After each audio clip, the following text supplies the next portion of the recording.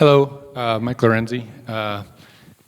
Yeah, Matt's wanted me to talk about this because it was kind of part of his perseverance presentation a couple of months ago that we didn't get to, but we ended up driving around. My wife and I drive around, do driving for dollars a lot, and found a house that looked abandoned. Sent them a postcard, I think, and then called them at the same, a couple of days later, once the postcards got sent out.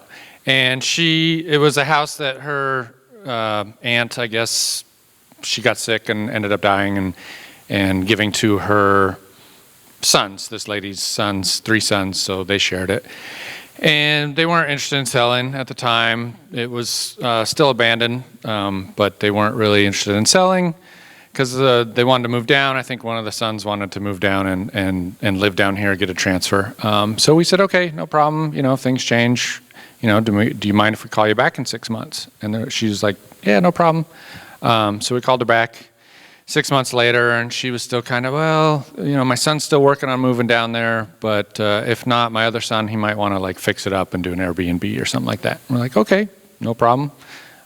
So I think 4 months later, we called her back, and she's like, yeah, my son's not moving down there, and my other son, I don't think he wants to do that. And we're like, oh, awesome. Excellent. Do you mind if we go look at it? They weren't there. And she's like, yeah, it's kind of moldy or whatever. And we're like, oh, we'll go take some pictures for you and send you the pictures. You can see what it looks like since you haven't been down here for a while.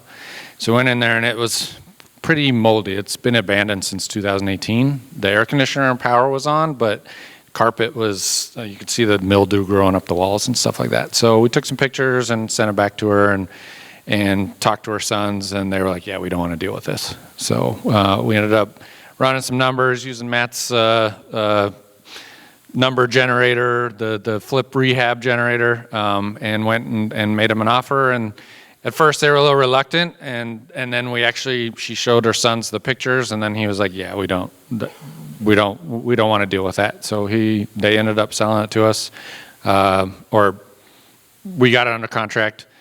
Put it out the next day, and within 5 minutes, I was getting phone calls from several PIG members and beyond, and we ended up wholesaling it 3 days later for $44,000. So.